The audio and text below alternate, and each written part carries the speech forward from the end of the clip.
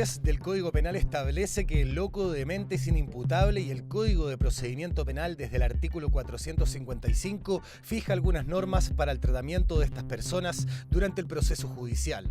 El artículo 458 condiciona el procedimiento a la existencia de un informe psiquiátrico sobre el estado mental del infractor. Y el artículo 457 establece que la persona demente no puede en ningún caso estar recluida en un establecimiento carcelario, sino que debe ser trasladada a una institución especializada.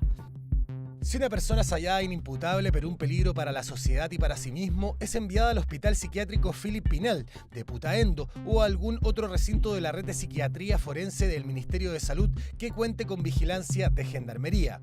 Si una persona, a pesar de padecer problemas mentales, es declarada imputable, cumple su condena en la sección para reclusos con esa condición en la cárcel más cercana. El año 2012 había 210 personas con problemas mentales internadas en un recinto penal. Hola, ¿cómo están? Damos inicio a un nuevo programa de En Palabras Simples, pero esta vez desde el Centro de Justicia. Tal como adelantamos en nuestro material, ese es el tema que nos convoca, la salud mental y los tribunales. Y es justamente para ese tema que nos encontramos con el juez del Séptimo Tribunal Oral en lo Penal, José Pérez Sanqui. Magistrado, ¿cómo está? Muy buenas tardes, mucho gusto.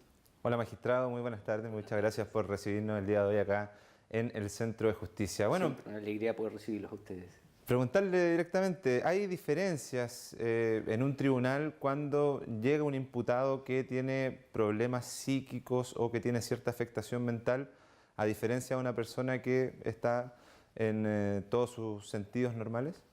Sí, efectivamente hay un procedimiento, el procedimiento ordinario que se sigue para las personas que no están afectas a una situación de inimputabilidad, es diverso a aquellos que son penalmente inimputables, pero respecto de quienes el Ministerio Público ha formulado, no la acusación, sino un requerimiento de aplicación de medida de seguridad.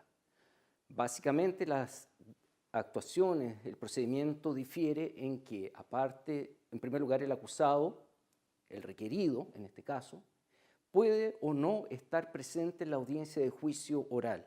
En algunas oportunidades nos ha tocado que, debido a su condición mental, no es recomendable, y así llega el informe del médico tratante o de la institución que lo está atendiendo, y por lo tanto el juicio oral se realiza con fiscal, querellante, defensor y el curador ad litem, y sin la presencia del requerido, que sería el imputado en términos comúnmente hablando.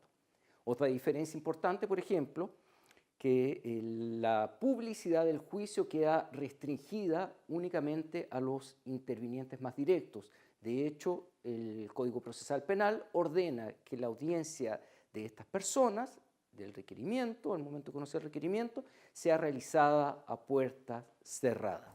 Magistrado, en su calidad de juez penal, ¿le afecta la inexistencia de una ley de salud mental? Yo sé que tenemos la Constitución que establece el derecho de todos los ciudadanos a tener la integridad física, psíquica, pero la inexistencia de una ley de salud mental, ¿cómo se lo toman ustedes? ¿Cómo les afecta en los tribunales? A ver, nosotros, si bien no existe una ley orgánica que regule todo el aspecto de la salud mental de las personas, nosotros tenemos que aplicar aquello que el legislador nos ha dado. ¿Cuáles son las normas del Código Procesal Penal en sus artículos 455 y siguientes? Y con esas normas, tanto en garantía como en la etapa posterior, en el juicio oral, caso se llegue a esa etapa, nosotros tenemos que ir viendo la situación del requerido.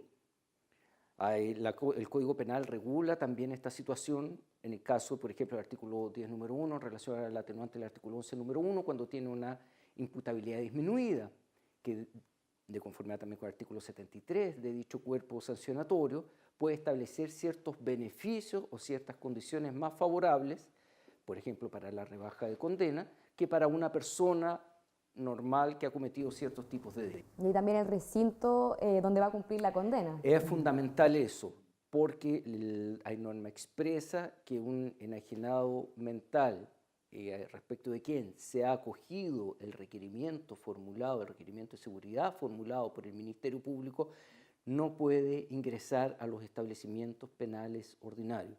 Tiene que estar determinados lugares, protegidos, a resguardo, principalmente por el tema de la estabilización de esta persona mediante la toma de los respectivos remedios que tienen que ser dados por los facultativos, por los médicos.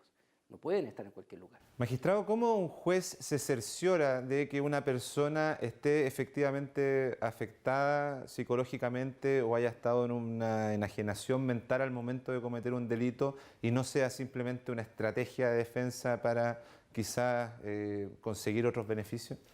A ver, eso se tiene que investigar. ¿Ya? Eso el Código Procesal Penal, en el artículo 458, señala que el procedimiento en cualquier etapa se suspende cuando surgieren antecedentes que el imputado pudiera estar afecto a una enajenación mental. Se debe requerir el informe del servicio médico legal, un informe psiquiátrico, donde deberá determinar si esta persona actuó o no en enajenación mental al momento de cometer el delito y, segundo, si esta persona es o no un peligro para sí o para terceros, porque si no lo es, la solución del conflicto es diversa. Y en la misma audiencia, ¿cómo es tratada esa persona que ya viene con antecedentes, viene con los certificados de un psiquiatra, de un psicólogo, respectivamente por el delito que cometió? ¿Cómo es tratado acá? ¿La defensa es quien les dice a ustedes, los magistrados, su condición? A ver, eso es, efectivamente, eso tiene que venir ya resuelto en garantía.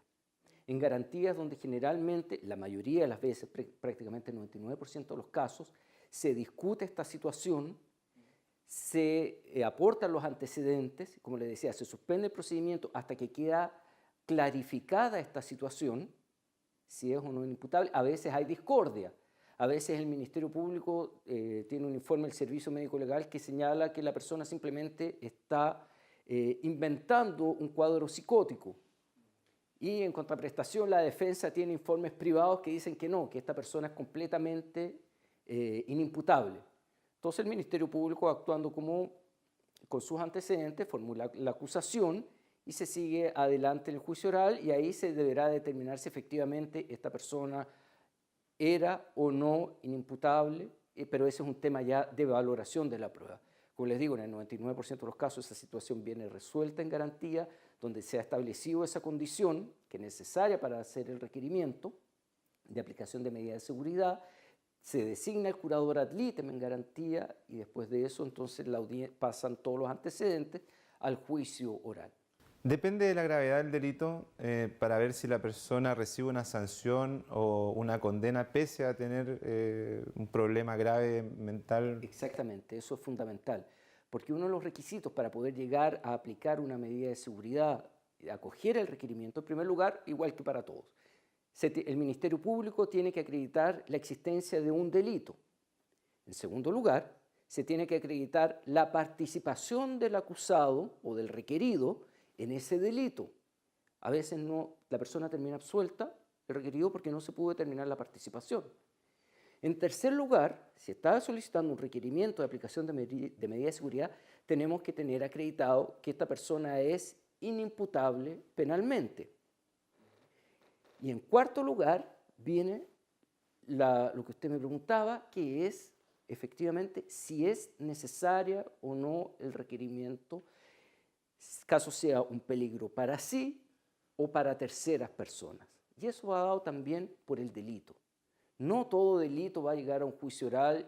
Generalmente la forma de terminar estos casos es por un sobreseimiento definitivo, por inimputabilidad de la persona. Magistrado, lamentablemente se nos está acabando casi el tiempo, pero me gustaría hacer una distinción respecto al derecho comparado. Si es que hay otras opciones que se les dan a las personas con problemas de salud mental que nosotros pudiésemos adquirir en nuestros tribunales.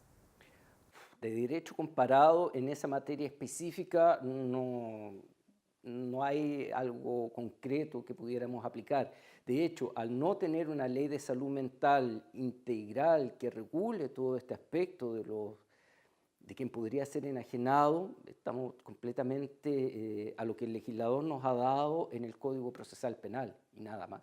Perfecto, muchas gracias, magistrado. Le agradecemos esta entrevista para nuestro programa En Palabras Simples. Estuvimos en conversación con el juez del Séptimo Tribunal Oral en lo Penal, José Pérez Anque, así que muchas gracias por este Gracias tiempo. a ustedes. Gracias también a nuestra compañera Daniela Forero. Muchas gracias, Pablo, magistrado. También me uno a las palabras de Pablo y a ustedes, como siempre, los dejo totalmente invitados para que nos sintonicen, para que vean nuestros programas y los materiales que están disponibles en www.poderjudicialtv.cl. Nos vemos.